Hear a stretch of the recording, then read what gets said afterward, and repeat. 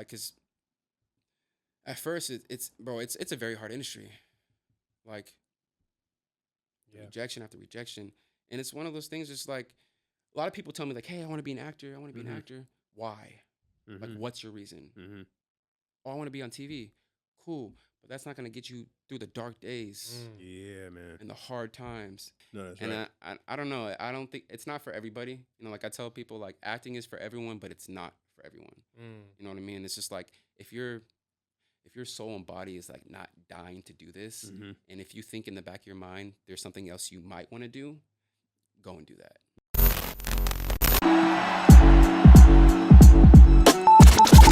Yo, what up? It's your boy Rabino. And this DJ in the building. And you listening to the UpNUp Podcast. Yeah. Wait, what are we doing? I don't know, just listen.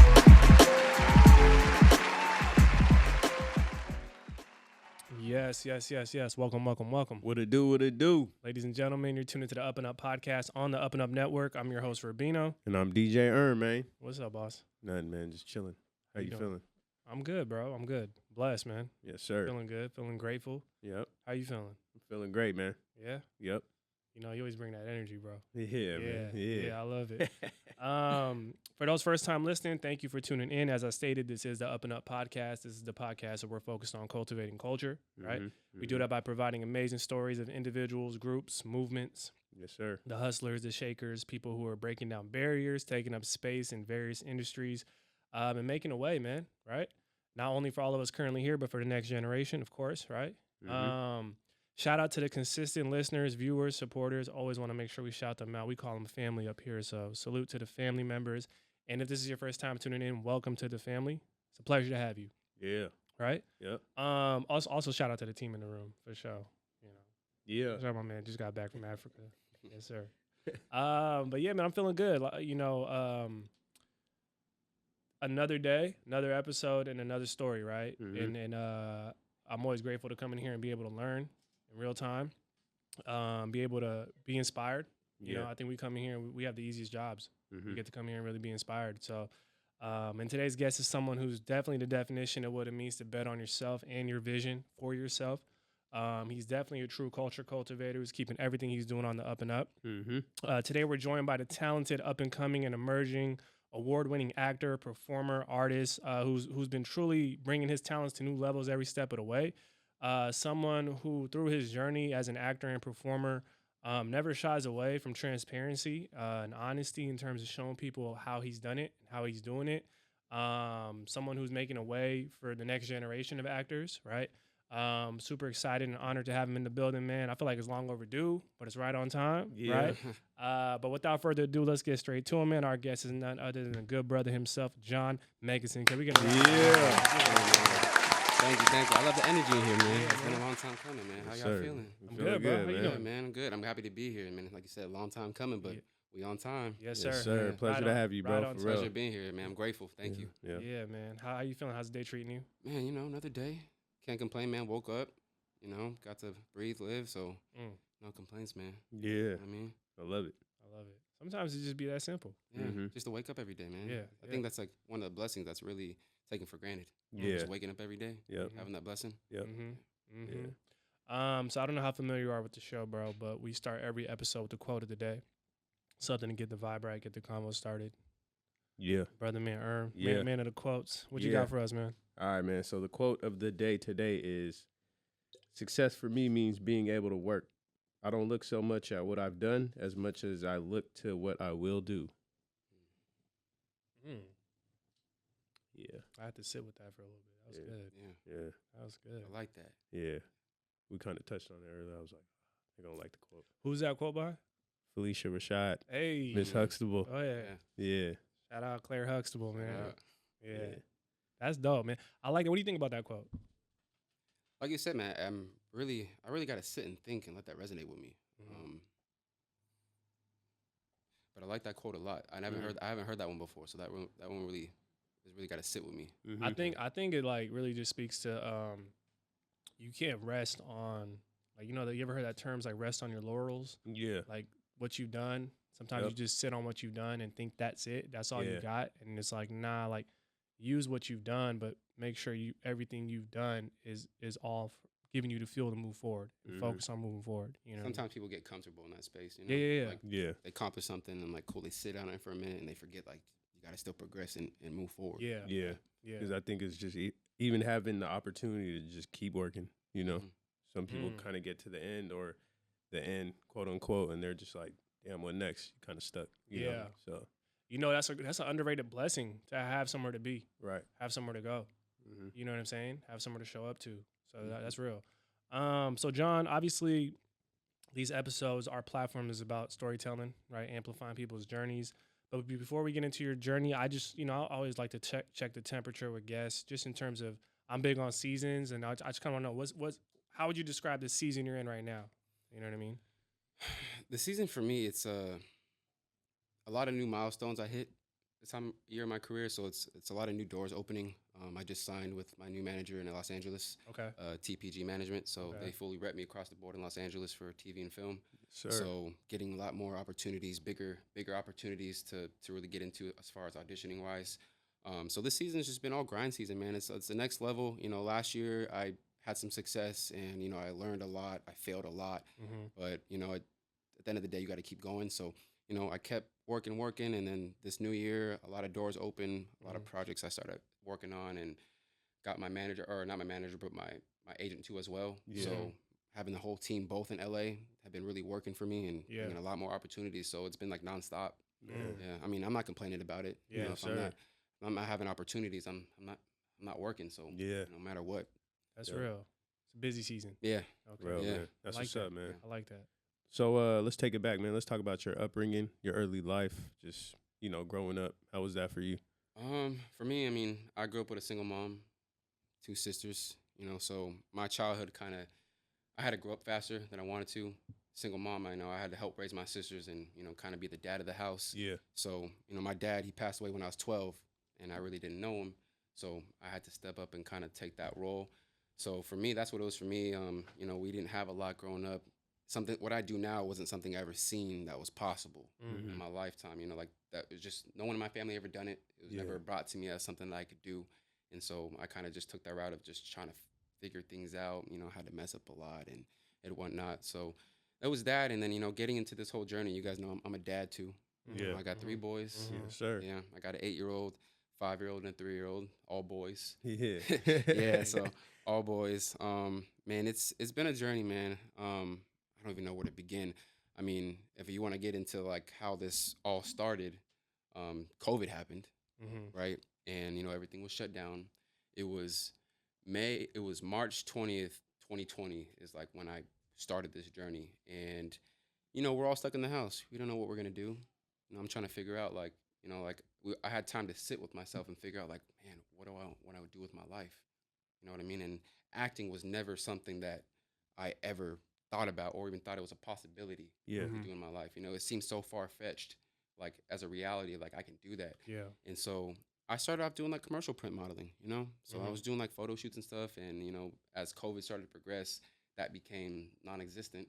And so I had my startup agent at the time, shout out Seattle Talent. They brought me in and like, hey, you should try out acting. And for me, it was like, I mean, I can take pictures in front of a camera. Yeah. But you want me to talk? Yeah. Nah, that's crazy. No, that's crazy. Ain't no way. Yeah. But it was just like, man, what else am I going to do? So it was one of those things for me. Like I went home. They're like, you should think about it. I'm sitting down. I'm like, man, what do I got to lose? So I started doing research on the business, on the industry, the business side of things, trying to figure out how to navigate and do this whole thing, like from like the business side of things of like, because before, when it came to auditions, they would send actors into the room to do it in person. When COVID hit, it became a self-tape. So for people who don't know what a self-tape is like a studio will send out a script to the agencies and say, we have this series, we need an actor or actress for this role. The agent will call, hey, can you put this audition on tape? So for me, it's like with these casting directors, it has to be done in a certain way. So I'm like studying how the technical side of it, because the framing, the lighting, all that has to be done a certain way. Otherwise, they won't even look at it. So I'm spending my first 3 months like trying to figure out how to do all this. And once I kind of figured that out, then I started getting into the auditioning side of things. No, my bad. Go ahead. No, go ahead. What are you gonna say? No, I was saying. So this was 2020. Yeah. Right. So this is 2020. Now, before we continue that, because he touched on something about, or you touched on something about your upbringing that I kind of wanted to circle back on, if that's okay. Yeah. Because I feel like a lot of people don't know. You talked about early on how you felt like this career path, this job, this profession that you're in wasn't something you saw happening. But I'm also curious, like as you're growing up, now where you're at, if you look back, can you connect some like seeds that may have been planted that make what you're doing now easier? Because I feel like that's something that in your story, I feel like people should know about, because I feel like we all have those connections. Absolutely. I mean, growing up, like I had to obviously help raise my sisters, and it forced me to get out of my comfort zone, right? Of having to do things. And also too, it was just like all the things I saw my mom go through as a kid. You know, I mean, she struggled, and I saw that. My sisters didn't see that. I had to put a face on. Yeah. I had to, put on an act. So my sisters never saw any of that. So like, but at the same time, it's like my mom, she was raising the three of us by herself. I mean, she would go to work 8 hours in the morning, come home, go work another 8 hours in another job. So it's like, man, my mom can do all of that, raise us three. Yeah.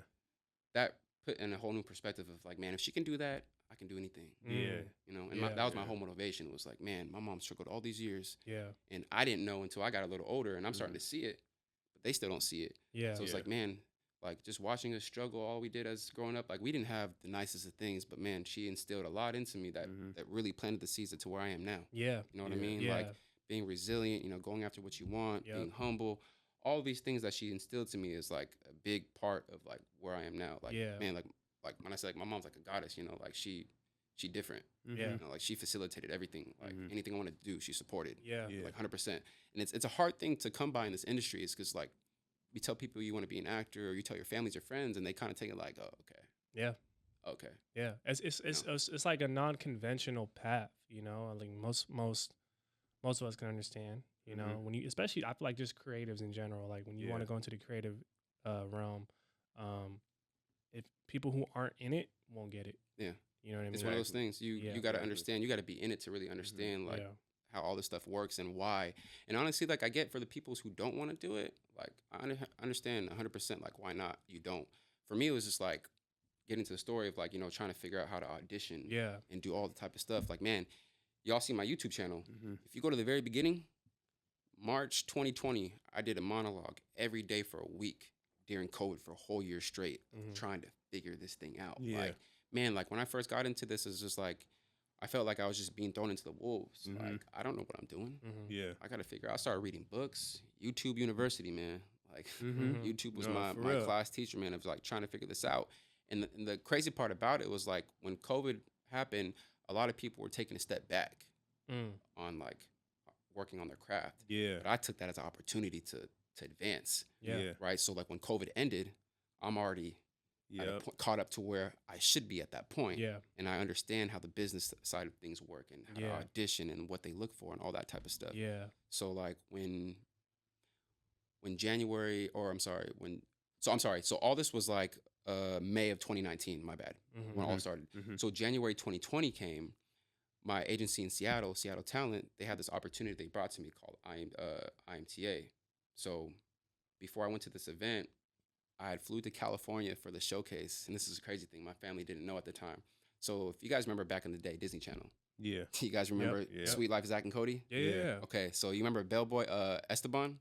Yep. Okay, so he hosts this event in California called TCE. It's the Celebrity Experience. Okay, so what it is like they go around scouting, looking for young talent to come and audition in front of the top industries, managers, agents, producers, all them. So mind you, when this opportunity came, I didn't have a headshot. So for those who don't know what a headshot is, it's just a face card that they send to directors and producers of what you look like with different looks. And I didn't have a resume. I flew to LA with a plane ticket, $30 in my pocket, and I had no idea where I was going to stay. My whole thing was like, man, I have been trying to figure this stuff for 6 months, and I've now figured it out. And like I had this opportunity to go. I don't know where I'm going to stay, but I just knew something in my soul was telling me you need to go. You got to be there. So here's the crazy part. The event was for 2 days, Friday and Saturday. So I flew out there on a Thursday night. Friday morning was the first day. When I tell you, we prepped a little bit with some of the trainers and coaches. And when I walked out into that stage, the first thing they seen, front row, you got about 40 agents and managers in the front. And then you got a crowd about 300. So when I say the crowd, is like the other contestants and their families. So everybody's watching. And mind you, before that, the only time I ever performed any type of monologue was in my mirror. Yeah. I've never did it live in front of anybody. I've never performed in front of anybody. My heart, man, when I tell you my heart sank, I can only imagine. Yeah. I can only imagine. I stepped on stage and they're like, okay, so you got to say your name, your contestant number, and then you do your monologue. So I was like, okay, my name is Jon Meggison. I'm contestant number, blah, blah, blah, blah. I'm going to do this drama monologue. And as soon as that went, boom, lights. And then all you see is them. And I'm just like, and I start going. Yeah. Going. All of a sudden it's done. I'm like, oh, I'm done. Okay, I made it through. Yeah. So the second day, so I got done with that. I'm like, okay, so now I need to figure out where I'm going to stay. So I'm walking around downtown LA, like with my suitcase, just walking around, not knowing where I'm going. Luckily, I had a friend who stayed in Cali. Shout out to my boy Suli. He gave me a couch to sleep on. I called him up, hey man, like I came to LA last minute. Like I didn't mean to do this to you last minute, bro. But like, hey, could I stay on your couch for these next 2 days? He let me stay in his couch. And so the next day you go back to the event and they have the thing called callback. So callback is for like, if a manager or agent is interested in you, they'll call you back to talk. Okay. Bro, I had 0 callbacks. Not one agent, not one manager called me back. I got on that plane that day and it could have went 2 ways. It could have been like, damn, I tried. I didn't want to do this shit again. Yeah. Or it could have been the route I went. It was like, damn, I got to redeem myself. And like, even though I failed, and there's a quote that I live by from Denzel. It's like, if you don't fail, you're not even trying. You know what I mean? So I spent that plane ride back home. Like, okay, when I come back, like I got to really lock in and figure this out. Yeah. So like, I started figuring out where the community is out here and like trying to find people to connect with. And it was just like, because I don't know, I need help a little bit. So I started finding, little people here and there. Yeah. And I started finding the real community of people out here. And so when I got back, it was like, okay, I have another event to go to with my agency in Seattle called IMTA. So IMTA is a bigger convention. It's a week. It's a week long. And it's all the agents from all around the world, all the managers, international too. They all come for this event. And it's more of like a networking type thing, but also exposure. So like they do like, actor of the year, they do like model of the year, most sought out talent. And you just connect with all these different agents and managers, and like the second time around when I went to this one, I got 7 callbacks. Now it's crazy when I got those callbacks and I met with those agents when I got back to Seattle, is out of the 7, 2 of them were interested. And a year later, it took me a year to sign with them. Damn. After me coming back. It's just like at the time it was like there's something there, but it's not fully there yet. I think and thank you for sharing that, like with the description, like you know what I mean, like real detailed, because I think what I'm getting from this, and I think this is just a consistent, universal practice, bro. Like you have to really be committed to it. Yeah, you know what I'm saying, and you also gotta like keep it real with yourself, right? Like that's the one thing, man. Is like I learned, like I spent some time in LA. And it's just like people want to look and be perceived a certain way. Yeah. Right? Like I got it all together. Like, man, like I'm doing this and this. Like, yeah, you can still do all this and this, but it's just like, but be real about it. Like for me, it's like, man, I do a lot of work. Yeah. I do a lot of work. I'm not banking like that. Yeah. But I'm grinding to get where I'm supposed to be. So like I'll never fake the funk. You know what I mean? It's just like I am where I am at this time in time. And when I'm supposed to get to where I'm supposed to be, which I'm going to get to, it's all in God's timing. Right. On that note, so I read that in your first year that you acted, you were in 10 films as well as 4 commercials, right? And then one of the films, which was titled "It Takes Talent," ended up winning an award at the Paris Film Festival. Yeah, and I also won Best Lead Actor for that one, surprisingly. For that movie, crazy. Right? Yeah.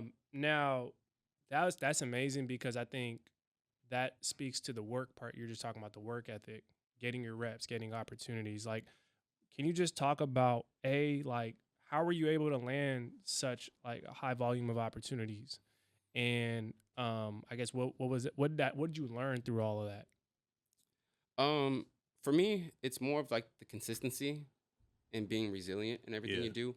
And for me too, like one thing I learned early in this business is if you're not ready to face rejection in its face, this might not be for you. Like I tell people all the time, like actors, I go through more rejection in 1 year than what most people will go through in a lifetime. Like the constant auditioning, either I don't hear back anything or they just tell you we've decided to go another direction. Yeah. And going back to that film, it takes talent to go back to what you're talking to before about like my childhood and how everything kind of planted the seeds now. Playing a rapper in that film was the craziest thing ever. But you know, growing up out here, man, I've been around the studios. Yeah. You know, everybody. Yeah. You know, I'm in them. I've never been a rapper, but I know what it is to like, you know, how to do it. So, but the difference of like actually being in it and then like hearing my voice in that certain way and having to lock in to like actually do that, bro, it was crazy because we had the first scene in the movie, I had to sing on a chorus. I've never done that before. And that shit was on the spot. So I'm like, damn, I'm actually doing this. And it took a couple like takes for me to like get loose and comfortable because I'm like, man, this is like uncomfortable. Like, man, I don't know how I'm doing right now. Like if I'm just talking like in a conversation, cool. Yeah. But you want me to use my voice in this way?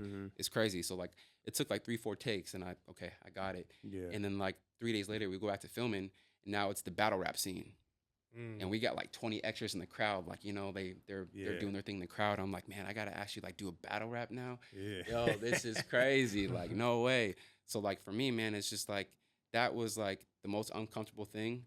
But I always tell people, you know, like if you're not uncomfortable, you're not growing. You know, we got to be uncomfortable. Exactly. Being comfortable, you know what I mean? So it was just like one of those. But man, it was a great experience. Like, and like to talk about like how these opportunities came. I mean, I can just thank God, bro. I mean, I think it really just came from my childhood of just always having to work hard and work 10 times harder than the next person just because where I'm at, like I have to do it. So the work ethic has always kind of been natural for me. Like I've always been a worker. I've been working since I was 17. So like just having to work has been nothing new. But this is like a work that I love. So it's not even work. Yeah, exactly. Anymore, you know? Yeah. So it's just like, man, like I told you, like during COVID, people were taking this time to set back. So I'm working on my craft to progress. Right. And I'm sending out like 50 to 100 emails a day. I'm searching casting directors all in the area. I'm like, hey, I'm a brand new actor. I don't have a reel, but here are some monologues I put on YouTube. You know, if this will work, like, you know, I'm just constantly just sending out emails. It's like, if I'm not doing something, like, I got to set myself up, you know, like for the future. Like I hate waiting for things. Put yourself out there, man. I feel you, man. That's how you got to do it, bro. Because it's like out of all those 50s, hundreds of emails that you sent, one of them are gonna hit. You know, I say like, some of them have to. You know, so you know that's just I guess the law. I would say the law of the universe. You know what I'm saying? Like I say, after every like 100 emails I send, I'm gonna get at least 5 to 10 back. Exactly. And out of those 5 to 10 that I get back, I'm gonna book at least 1 to 2. Exactly. Yeah. It's a numbers game. Because you want it. Because you really want it though. You know, like you got to reach out. You got to shoot your shot, so to speak. Yeah. You know, and like all up to that moment, like the crazy thing is like when I went to LA and had no place to stay, like I didn't tell my family that. Yeah. You know, I didn't tell them back. When I got back, then as I told them, my mom's like, "Are you crazy? Like, what happened? Ain't nothing happened yet, ma." But you know, but it was an experience. You know what I mean? No, that's and right. I don't know. I don't think it's not for everybody. You know, like I tell people, like acting is for everyone, but it's not for everyone. You know what I mean? It's just like if your soul and body is like not dying to do this, and if you think in the back of your mind there's something else you might want to do, go and do that. Yeah. Damn. Go and do that. Because, I mean, I tell people, like, why would you want to put yourself in a situation, in a position, in a career where nothing is guaranteed? Yeah. Absolutely nothing. Yeah. Like, you don't know. Like, you really don't. Yeah. And for me, it's just like, that's fine with me. Yep. I know where I'm going, and it's you know, it's a marathon, man. It's a slow burn. Yeah. Exactly. You know? Exactly. And you just got to take, you know, one project at a time, one day at a time. But like I said, if you can't take rejection, I think that's one of the biggest things that Yeah. You touched on is like if you're not comfortable with people telling you no and things not going your way, because we all have plans, we all have like the way we envision things playing out, and we're gonna say, okay, I'm gonna do this. Then once this happens, this is gonna happen. And once that happens, that's gonna happen. And next thing you know, that doesn't happen. Yeah. You know what I mean? Yeah. like and it's a consistent process of figuring out how to navigate when that doesn't happen. You know what I mean? yeah, you have to figure out like what you're gonna do. And like for me, man, it's just like I told you guys, I never wanted to do any of this. Yeah. Like, I didn't choose this. It found me. Like I never like I had a chance in high school to take drama, but you know we hooped back then. Yeah. Like, I don't drama. What? No, I'm after I hoop. Like I ain't gonna take no. Yeah, drama I've class. always known you. Since I've known you, I've always known you as hooping. You Or know, like any time of the day, where you find me hooping. yeah, Like no matter what day it was, like I took my first love of that into this. Mhm. You know, as kids, we all have hoop dreams, want to go to the league or whatever. Right. I mean, you know, obviously didn't pan out, but it's so I took that love that I had for the game and found a new love. Yeah. And kind of put it towards this. So yeah, I love that, bro. yeah. That's what's up, man. I also want to touch on, because, you know, we were talking about your role, whatever, just being in films and stuff and being a battle rapper and stuff for the first time. So, like, I'm always interested to know, like, how artists or creatives, what is your process in getting ready for a role? For that specifically, it was just going back to all the times I spent in the studio with all the homies, you know, whether they were just doing a recording session or just messing around. So it was like me sitting down, like, okay, I have different friends who artists, and like I can pick from little things that they do and kind of incorporate that in like the mannerisms and just how to use your voice and how to project. So that was my whole process of just like, that was the only thing that I focused on. Yeah. Was just the artistic part of it. The acting part, that was already set, but it was like using my voice in a way that I've never heard in my life. And it was just like, man, this shit is scary. So I have to like really, really lock in. And it was crazy. Like after that movie came out, it was like a year goes by and it was just like, all of a sudden it racked up 20 awards worldwide. And then I get a call a month later with the director was like, hey, John, so, and like a year has already gone by. It's like, hey, John, just want to let you know, like, hey, you won Actor of the Year. I was like, Best Lead Actor. I was like, for what? It takes talent. Man, shut the hell up. Like, no, seriously. He's like, yeah, the Toronto Film Festival. You won Best Lead Actor. I'm like, yo, for real? No, that's just crazy. Like, stop playing with me. Don't play with me. But yeah, man, like I don't ever expect, like, you know, but when I got that call, I'm like, yo, this is crazy. I got to call my mom. Like, yo, you hear this? Like, man. So that was my whole process. It was just like diving deep into like people that I know who do this for real. And just taking little things that I've observed and seen. So that's what's up, man. My bad. How was that? Yeah, no, but I just before I forget, but you brought up how it took you a year to sign with your management, right? Well, it took me a year to sign with my first agency. Agency, and they were there, or my second, because my first one was here in Seattle. Shout out to IMD. They're in Oregon. So after a year of that, after the event, they finally signed me. And so after that happened, it was like, okay, now I'm starting to get more auditions. I booked my first big commercial with them. I did a car commercial in Oregon back in 2021. Been with them since. But yeah, so it took about a year and a half. Like most people, like they ask me like, hey, how do I get an agent? How do I get a manager? I'm like, it don't work like that. Like you understand there's like a process that you have to do. Like most agents or managers won't take a chance on anyone who, for one, if you don't have a resume or like a demo reel. And for those who don't know, a demo reel is just like a clip of videos, about a minute of all your best work that they can see you performing. So yeah, that took me about a year for that to happen. And even at that year, like even the first 6 months, I wasn't getting anything booked through them because I'm still in that process of just like learning how everything goes. So I guess my question is, I mean, you kind of did answer it, but like what advice would you give someone who's like looking to sign or in that stage of like almost signing with an agency or whatever it is? Yeah. So my best advice for anyone, because I answer this question kind of a lot, is just to focus on your craft. Build your resume. Get as much set experience as you can. Like that's when you learn the most. And don't worry about finding an agent or manager, because in time, the right one will find you.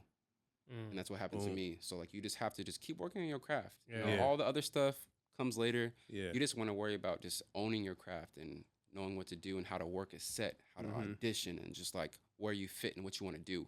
Yeah, I love that. I mean, you have to be working, right? And I think a lot of times, like, you want your work to speak for you anyway, right? You want people to, like, because you never know who's watching. You know, and people are watching. And it may come from a direction you probably didn't expect. Man, I'm so glad you said that, because like for me, it's like I've always been I take social media and use it what it's for as the tool it is. You know what I mean? Like I'm always constantly posting, and I know some people sometimes they used to get annoyed by it, but after a while, people were like, man, like it became like I had a person who reached out to me one time who I'm friends with now. He lives in Boston. He's like, man, when you first started posting all the time, I used to get so irritated. I'm like, why? Like, why? He's like, man, because you're always just posting your work or whatever. But he's like, you know what, honestly, he's like, I'm really inspired by it now. He's like, just to see the progress you've made. And I'm like, man, that's why I do it. It's like, man, it's just like, that's why I do it, to inspire others. Like, look, if they gonna let my crazy ass on TV. Yep. You know what I mean? Yeah. You can too. You know what I mean? Yeah. So it's just one of those things, and you don't like you said, you don't know who's watching. Yeah. And the crazy thing is, I've booked work off Instagram from casting directors who saw my Instagram for a reel that I posted by a hashtag by accident. Yeah. Well, I think it's like, exhausting all your resources. Yeah. Right. Like we have so many ways in which we can get our work to connect to people, and I think that's just a perfect example of that. You know what I mean? Yeah. Now I want to touch on, we talked about this a little bit before the show, but community. Yeah. Right. You talked about community and how you have to find your community, right? I think there's different types of communities, right? Like there's an industry type of community, then there's just, your general community. I think you touched on the acting, theater, performing arts kind of community. How would you describe the scene here in, I guess, Seattle, Pacific Northwest, and how it's been for you? Because I would love to know, and I think, Man, I describe the Seattle film community as like my film family. Look, before I got into this industry, I didn't realize how much talent is actually here. And when I tell you, like, I've worked in LA, I've worked in Phoenix, I've worked in Florida, I've worked in a lot of places. But when I come back here, when I tell you this is the best talent I've ever worked with, and it's so underlooked, it's crazy to me. Like, no, like seriously, there's so much talent here, and it's unbelievable. And I think the biggest reason why, like, a lot of it is kind of undershadowed is because it gets into the political parts of it, like the tax incentives. We don't have a big tax incentive here for film. It's more of industrial and commercial. Yep. Yeah. Right. So that's where all the money's put towards. We have a little bit of money towards film, but not a whole lot. I mean, you got to think Microsoft and Google, all that stuff. But no, seriously, man, like if you even go look, just like, even if you go like on Facebook and type in like, like Seattle film community, dude, I've worked with some of the best talent I've ever seen in my life. Yeah. And it's sad to see like we don't get the recognition that we could, because it's crazy. If you look how many movies they say it's filmed in Seattle, there's a lot. Or they'll shoot footage here and then they'll go shoot it in Canada, or Vancouver. You know what I mean? Yeah. It's crazy. No, it's a very rich history in terms of film out here. Just from like you're talking about, like whether there's movies that have been filmed here, TV shows, even actors. There's a lot of actors that came from here. Chris Pratt. Yeah. Chris Pratt's one that came out here. There was another one too. She went to Mount Lake Terrace. Oh. She just at the was it the Grammys? The Grammys. Yeah, she won a Grammy.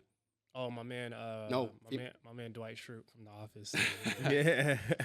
He's from Washington. Where's he from? He went to Shorecrest High School. Did he? Yep.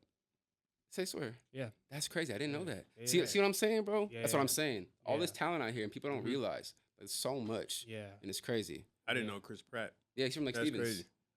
He's from Lake Stevens. Yeah. Yeah. Learn something new every day. Man. But that speaks Wow, to man. the community aspect, right? Yeah.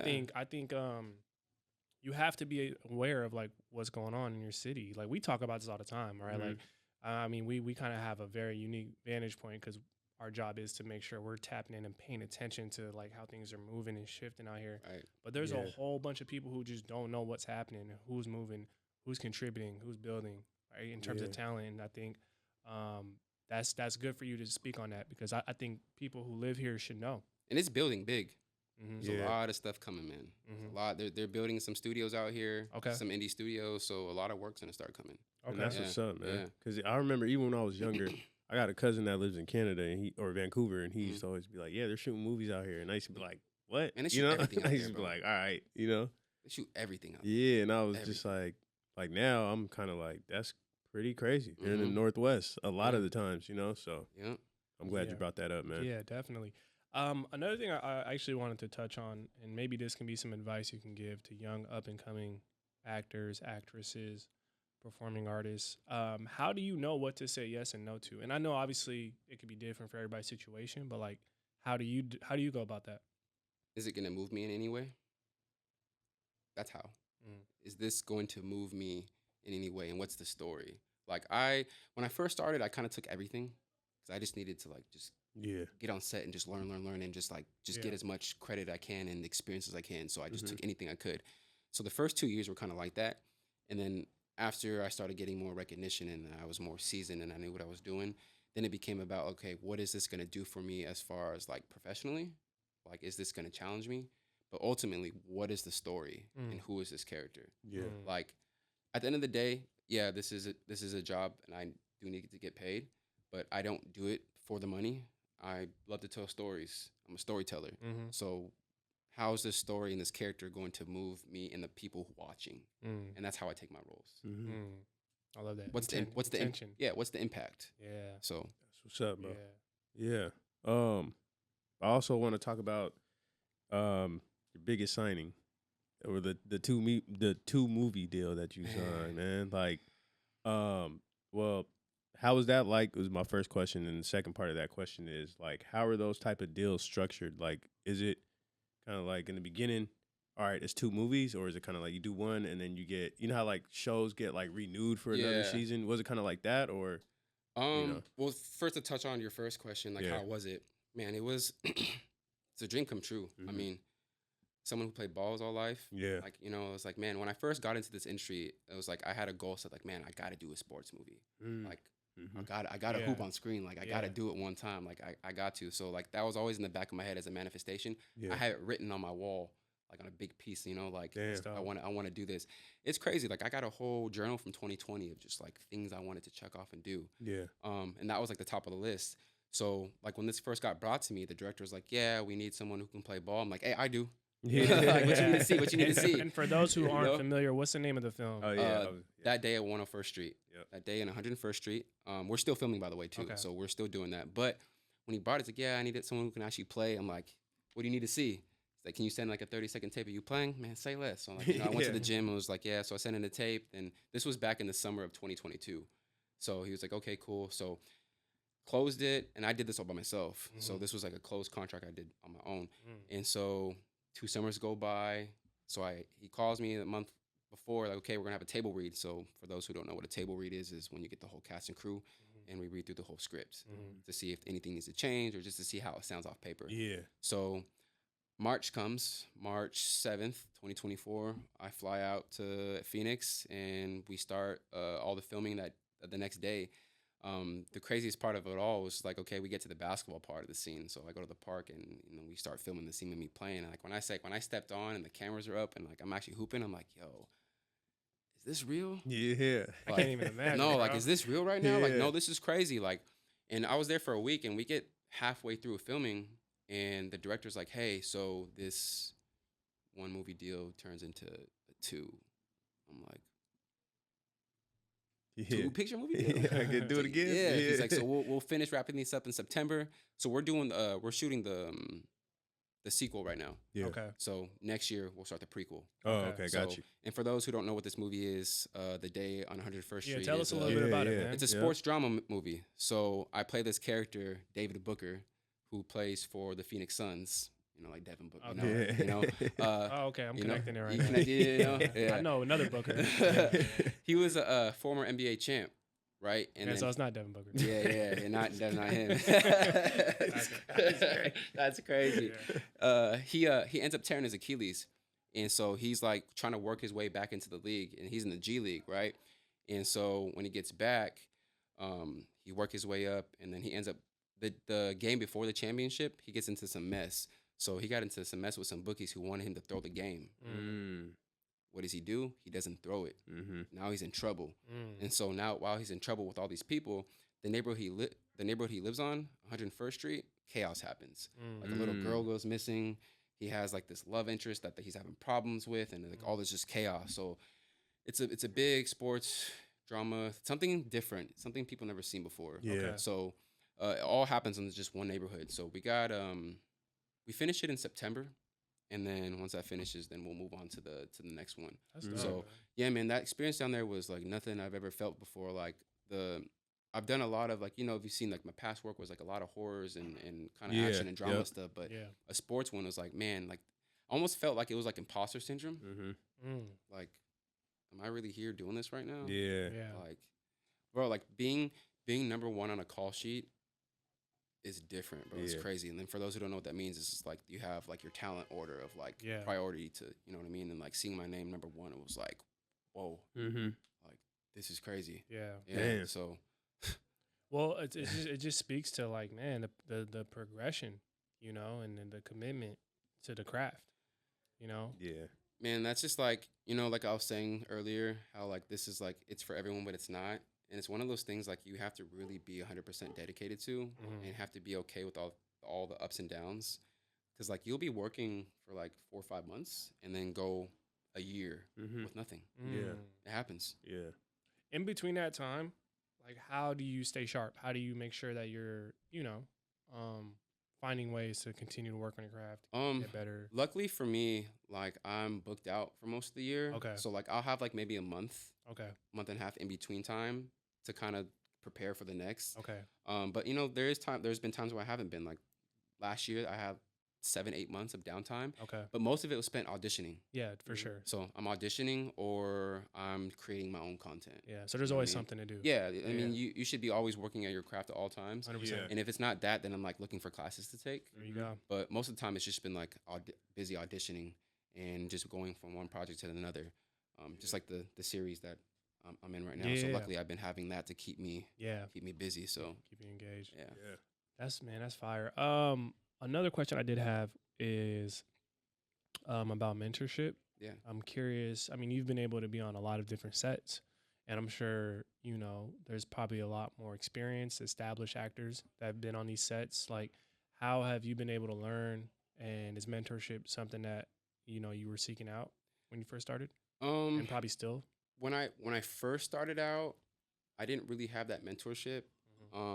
It was a weird time, man. Like COVID was a time where like people was really stepping back, and for the ones who weren't, it was like I would ask certain people some questions, and it was kind of one of those things like, man, you gotta figure it out. Man. You gotta figure out. It's kind of on your own. Yeah. So it's one of those things I had to really just study and figure out myself. But yeah, man, in the downtime, it's just like keeping yourself. It doesn't matter what it is. Whether like I go find a monologue to record myself and do it for like 30 seconds, but it's just like make sure you stay sharp because it's one of those things. Just like I'd rather be prepared and not have an opportunity, and then have an opportunity come and I'm not prepared. Yeah. You know what I mean? Yeah. So. No, I feel it, man. That's cool, man. So I know you said you had sports written on your board or whatever. So I guess now that you've done that, is there like any other type of roles that you kind of like, man, I kind of want to explore that? I got a lot. Yeah. I got a lot. I'm trying sure. Man, like you seen the kind of work. Like I try to make sure I was like, I had the versatility to do anything. Like I didn't want to be stuck in being whatever lane it would be for a certain type of actress. Like when I first started, I got stuck in that nice guy, heartbreaker kind of boyfriend type of role. Yeah. I'm like, I don't want to be stuck here. So I started like going out for other things like Haunting in Ravenwood, which you started watching. Yeah. I play real controlling, manipulative, gaslighting. Just, he's not a good dude. So, I was getting a lot of hate for that. So it's just like, oh, okay. And then like I started doing action and then like drama. I just wanted to make sure like when I was looking for agencies and they see my work, they can put me to audition for anything. Yeah, you got range. Range. Yeah. Yeah, and I also like typecasting is a term that's it's obviously very typecasting is a very big thing. So yeah, definitely. I'm really big on like you being able to use this platform to speak on kind of like I guess some of the things you wish you would have known before you started that you think the next generation should know. Like should just off rip know. Like obviously there's some things you just got to go through and experience, but then there's some things where it's like, nah, you need to know this. Honestly, that's so hard to speak on because every like actor or actress I've encountered, we all are on the same journey, but everyone's experiences and walk is just completely different. Like I can tell them they should this and this, but that's not where they're at. It doesn't move them. It doesn't move them. Yeah. They have to go through the motions of wherever they're at that time and be present and kind of just trust it. Yeah. Just trust it. One thing I will say though for most is like when you're first starting out and you're starting to get your feet wet and starting to understand things, make sure your portfolio is always updated. I've been in rooms with like casting directors and stuff and, making sure your portfolio is updated. And as far as portfolio, I mean like your headshots are up to date. Your resume is up to date. Your demo reel is polished. Yeah. And, when you're coming at them for representation, know what you want. Yeah. And how to send that email. And because there's a certain format. Like when you reach out to them, like you have to talk a certain way and have things formatted a certain way. Yeah. And I didn't understand that. Like my first year, I was just sending out these cold emails like, hey, here's this. I want to be signed with you guys. Yeah. No, that's not how it works. Hit me back. Get back to me when you can. I'll be here. Yeah. But no, seriously, like just making sure like everything you got is just like polished from the headshots to the resume to the cover letter. Yeah. You just have all that intact. So be professional. Yeah. Because when I first started sending these emails out, I had no idea what I was sending. I was getting nothing back. And then I had a friend who lives in New York who sent me this format of like how the email should look and what it should include. After that, man, I was getting emails back. They weren't asking to sign me, but they were getting back to me. Yeah. It was kind of like they're like, oh, he knows what he's talking about. You're just not there yet.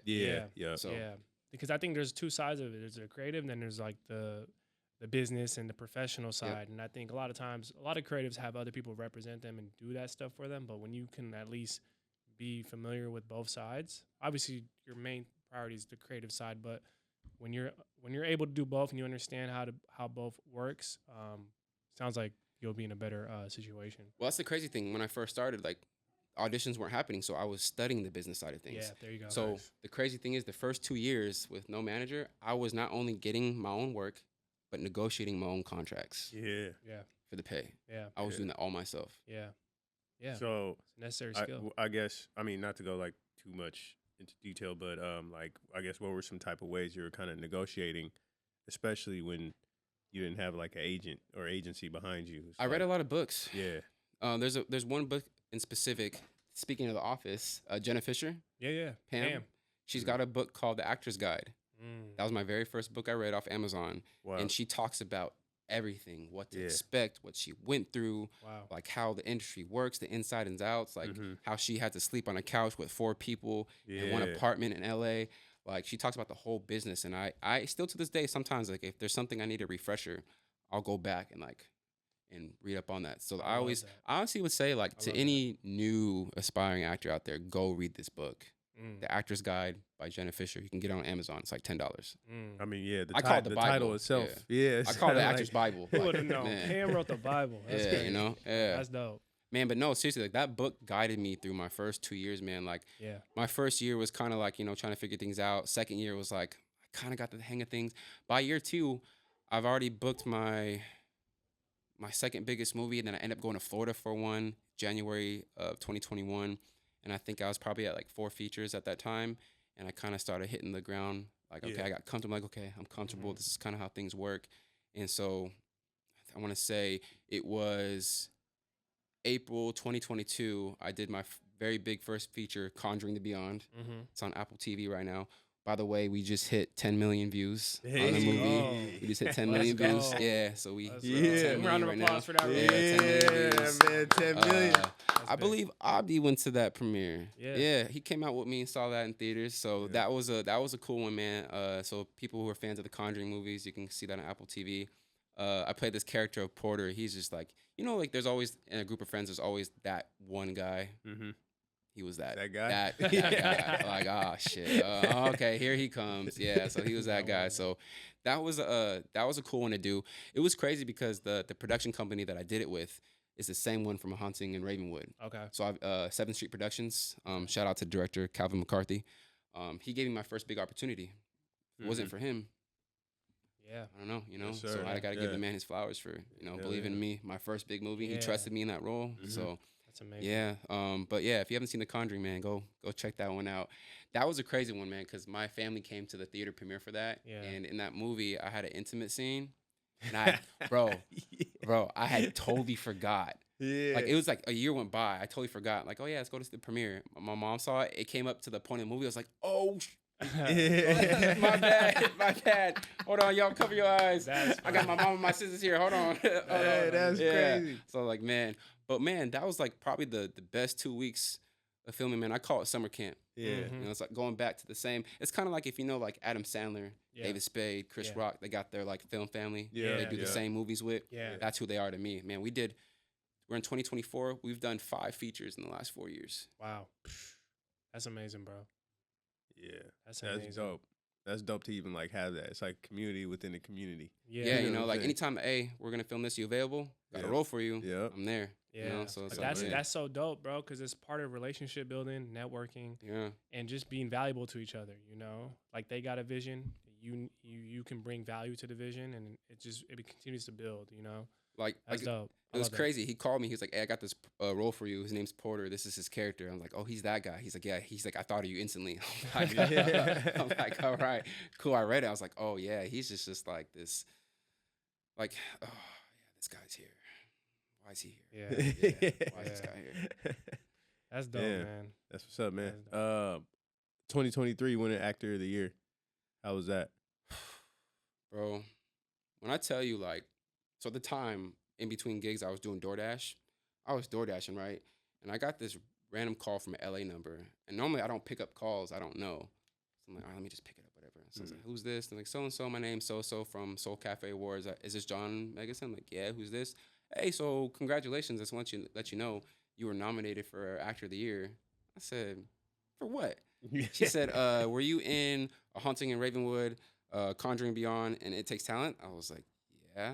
She's like, yeah, you were nominated for these 3 movies. All those. Damn. I was like, and this is so not to cut you off, but Soul Cafe Awards. This is like the Northwest. So they normally do it elsewhere. Okay. They had it here this year, I guess. Okay.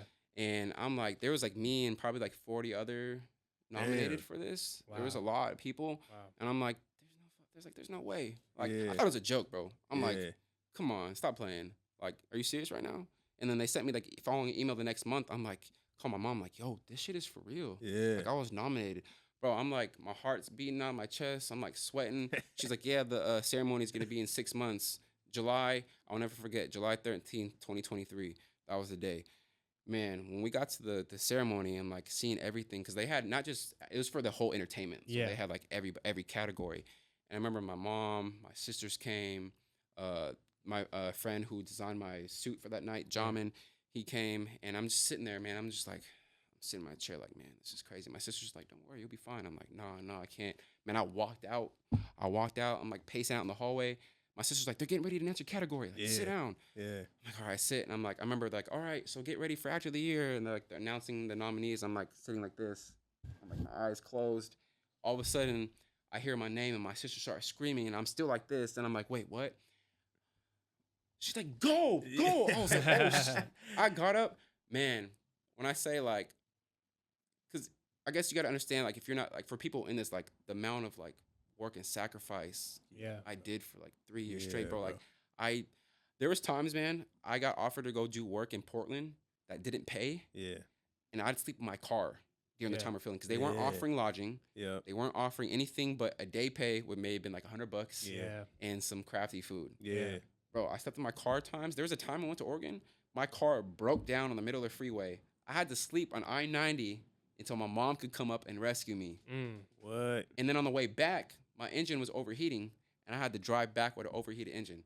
Bro, the amount of times I've literally slept in my car, or times where I went days without eating because I went down there and I didn't have food. Yeah. And I'd sleep in my car just starving, but I get to set. I'm like, okay, they got food in the morning. Yeah. Cool, breakfast and lunch, cool, you know? Yeah. I'm good. And then go back. Yeah, man, I did that many times, man. Yeah. And I think that's one of those things, like, that's why I say, like, you got to be willing to sacrifice for your dream. Yeah.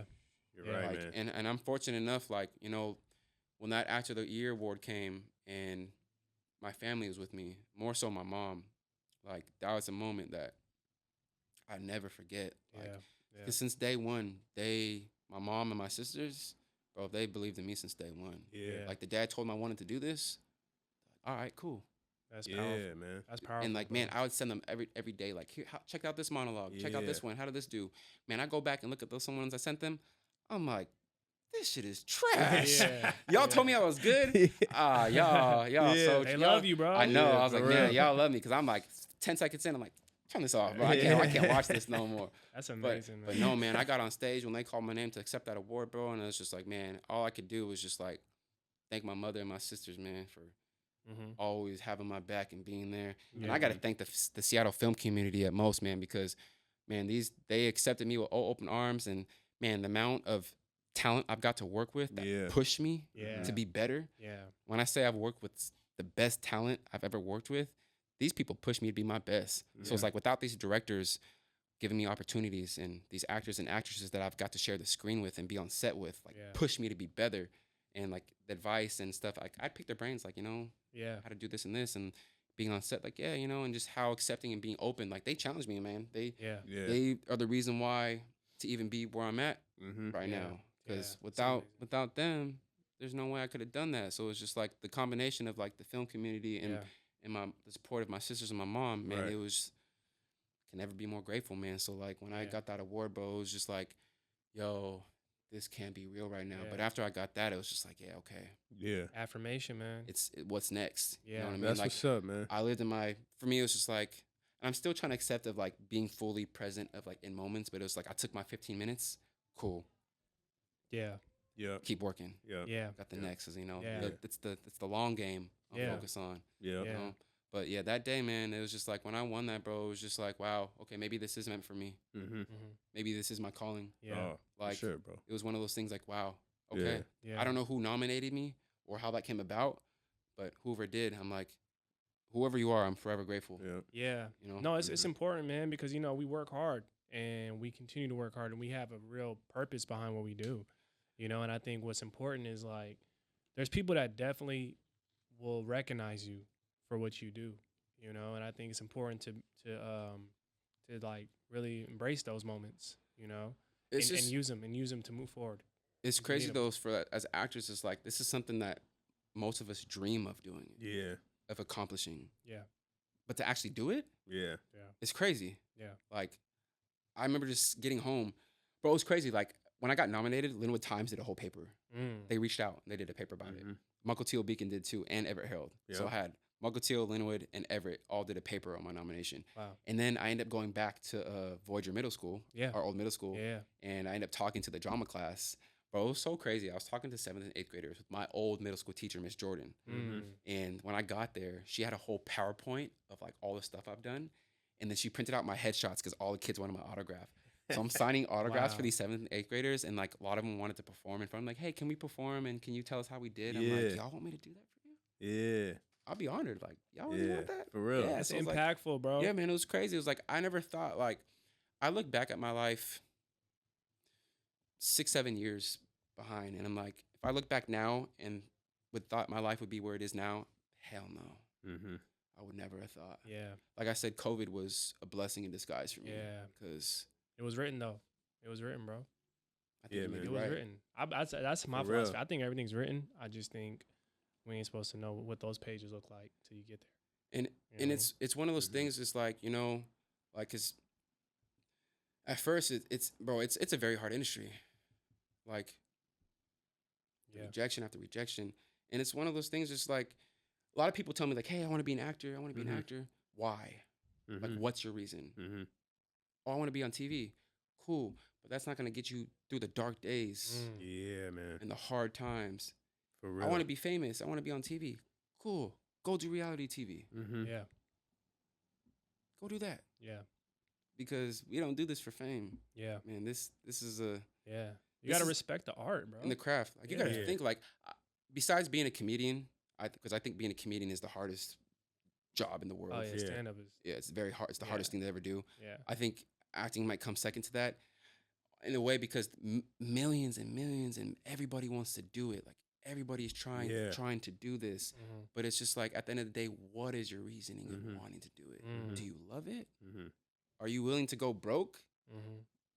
Man, I tell people, yeah, I'm working, but I ain't got money like that. Bro, I'm a starving actor too. I work a lot. Yeah. I get paid, but you got to think, my manager got to get a piece. Yeah.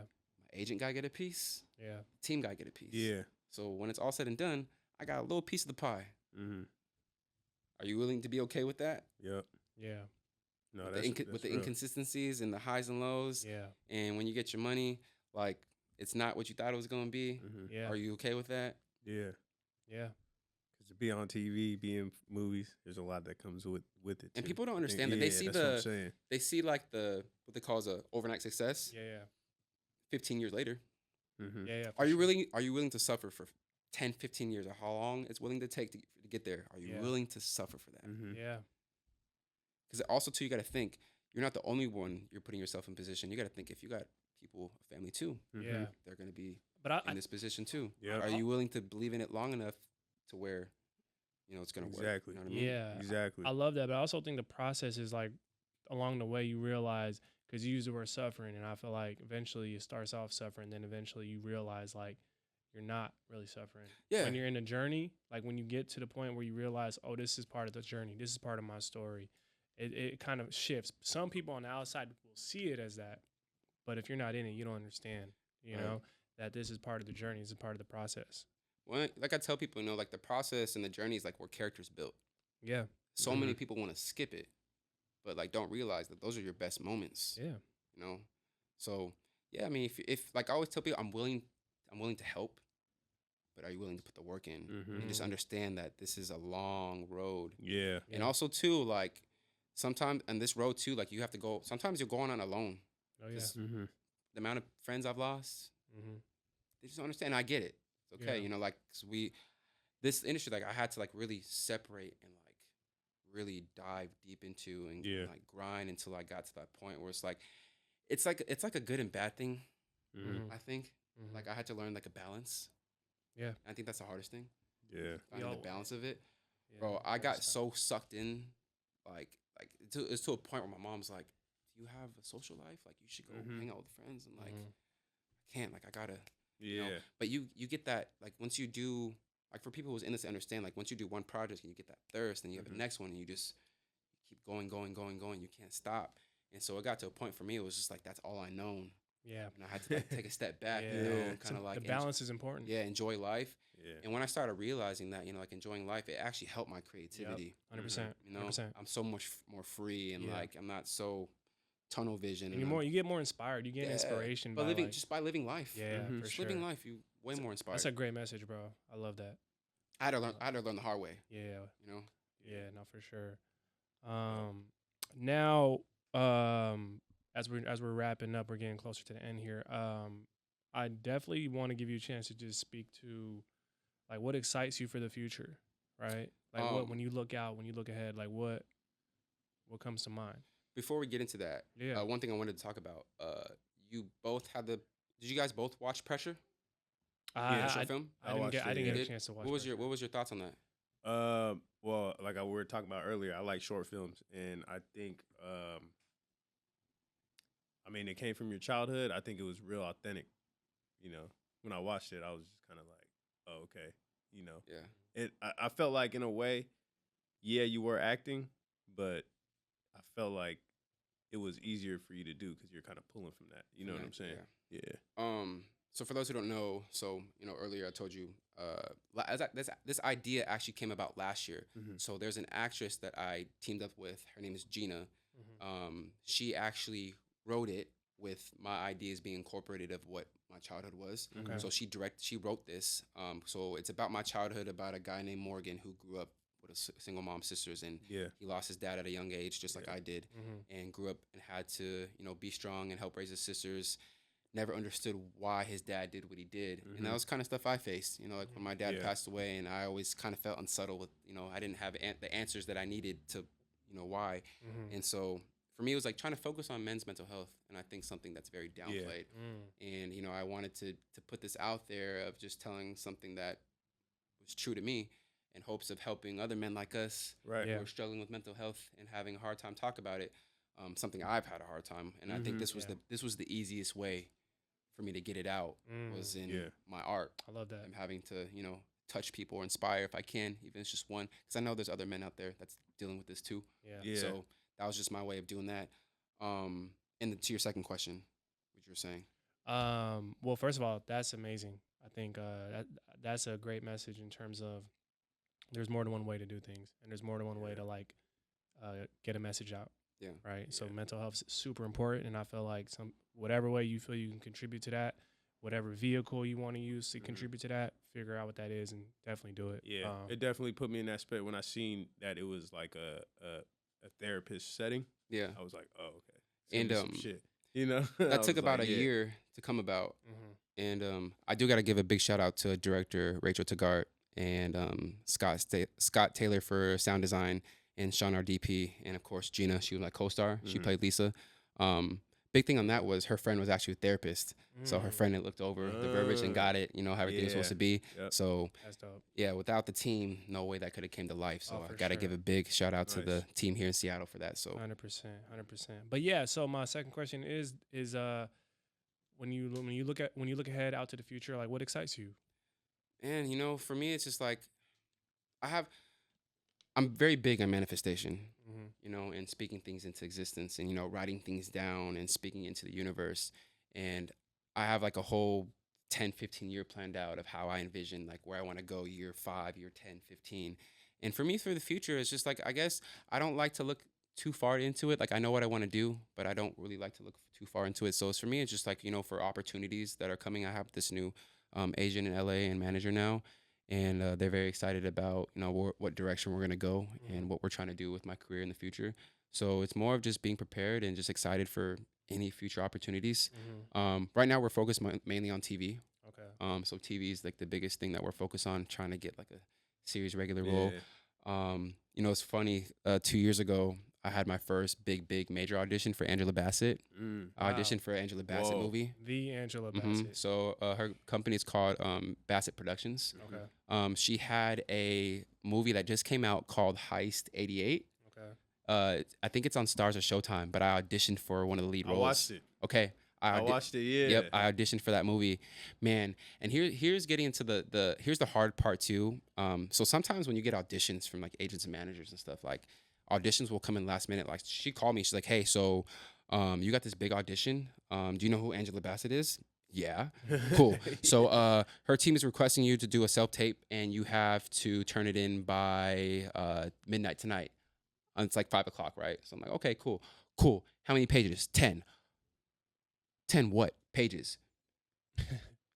So for those who don't know, it's crazy, right? It's like normally it's like when you get an audition, it's like 3-4 pages, but the process of like breaking it down, putting the character together, getting the wardrobe, setting up your set, the lights, the audio, making sure your lines are down, what is going on in the scene.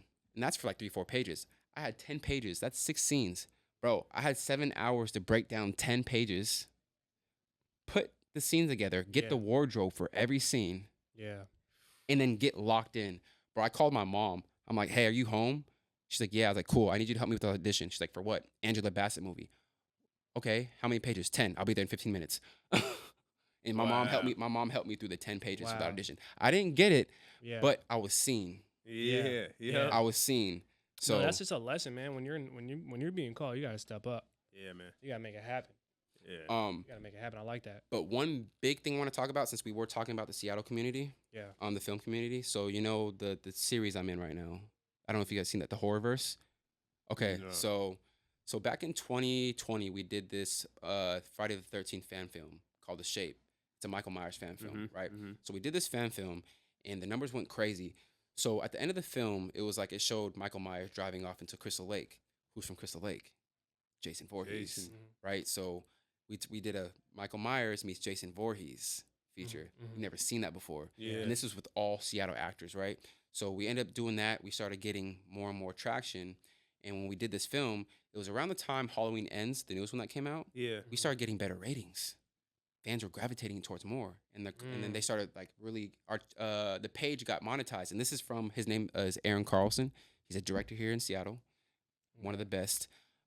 So people were asking for more. So we ended up going from 2 features to a series. Wow. Oh, So now we created these short miniseries. The episodes are like anywhere between 8 minutes to 12, 14 minutes. We're working on episode 10 right now. So in this series, I play a character of Miller. Miller is a Yale graduate who is also selling meth out of Camp Crystal Lake. He's actually one of the counselors. Oh, But he's actually selling drugs. He's not one of those guys who's like, he's very smart. Someone on set described him as a gangster Carlton. That's how I got described, as a gangster Carlton. I'm like, that's about right. He's well dressed, but he's well dressed, but he's cold, man. Like he looks out for himself. Like, bro, people are dying. There's a gang war breaking out. When I was talking to him before the show, are you familiar with actor Robert Lizardo? Probably by face. No, by face. Okay, so I'm talking about this guy, and I showed Robbie, and he was like, "Oh, yeah, I've seen him." Yeah, he was in Training Day. He was in Training Day, bro. Yeah, so the Mexican Latino brother. Yeah, this guy, right? Around know the you're table. talking about. Yep. You Yep, know him. He's I know one, you're he's talking one about. of those dudes. Yeah.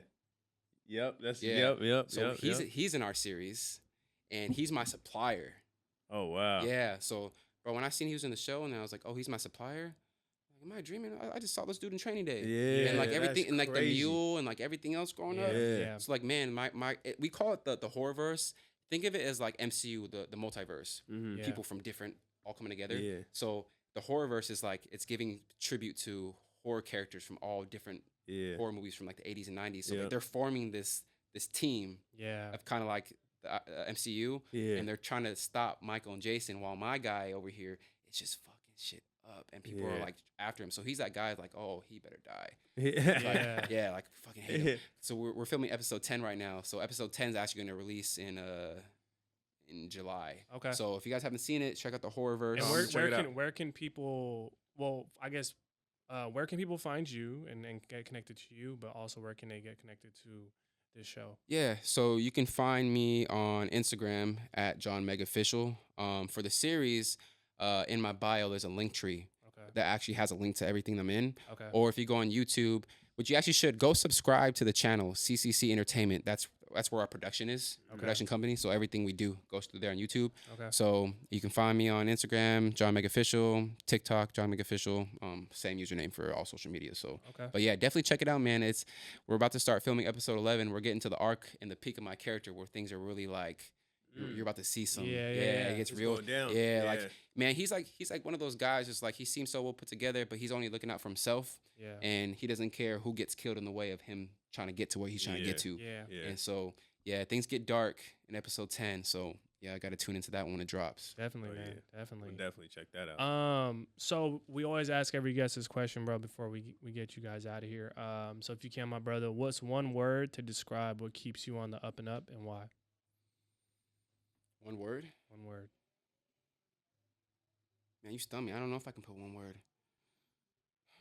Well, you're gonna have Motivated? To. Okay. I don't know. Motivation? I don't know. Yeah, mean, That's a good one. That's a good one. Yeah. For sure. Why though? that word? I remember at times when I wish there was times where I wish I was where I am now, and I look back, and like I remember there's a time like, man, I'm at a place now when I look back 2 years ago to be in the same position Mm-hmm. that I am right now, and so I keep that motivation from then to keep moving forward and up and up. You know what I mean, keep going up and up and forward always. So I love it, bro. What's up, bro? I love it, man. Yeah, John, man. Just want to say, man, thank you for being here. bro, thank y'all for having me. First man. and foremost, Man, thank it you for was being here, bro. Good one, man. Super inspiring, man. I love that you were able to share your story. I think if anybody's listening, man, if you're not inspired, like something wrong with you. I don't know. Like Yeah, appreciate you're it, not man. inspired to keep going and just keep attempting, keep moving forward. Like that's what it's about. But super proud of you, bro. Thank you. Always. Very, You man. It's know good to how see far you. you've come and where you're about to go. Like it's just the beginning, obviously. But you got support with us here at the UpNUp always, bro. Thank you. Always, man. There is one thing that I want to leave people with. Yeah. I don't know if please, y'all please do. you might have something to this too. So I'm big into like motivational speeches, and there's this one with Denzel that stuck with me. And I don't know if you may have heard it. He's like, imagine you're at the end of your deathbed, right? At the end of your deathbed, there's the ghosts of the talents that you never used. And they're staring at you because they came to you and you didn't use them. And now you both and all the skills and dreams and talents that came with you, you got to go to the grave together. So when your day comes, how many ghosts is going to be at the end of your bed? And that was scary to me.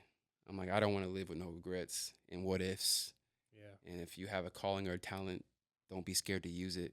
Yep. And if you fail, that's okay, because at least you tried. You're not failing if you try. You're only failing if you don't try. Yeah. So I've took that ever since day one. It was like, man, yeah, I don't want to look back 30 years from now. I'm like, what if? Yeah. Wow. Ooh, well, on that note, Yes, sir. thank you for that, bro. I needed that 100%. On that note, man, I think it's safe to say, man, my boy Jon Meggison is officially a member of the UpNUp. Man, Let's give him a round of thank applause. you. man. Thank you. brother. Thank you, bro. Appreciate you, Man, bro. Appreciate you, man. Thank you, Appreciate man. you, man. Thank you. Thank you. To continue supporting the podcast and the entire UpNUp movement, be sure to rate, review, like, and subscribe. As well as follow us at _the UpNUp on all social media platforms to stay connected with everything the UpNUp has coming your way. Thanks for listening, and until the next one, Keep it on the Up and Up.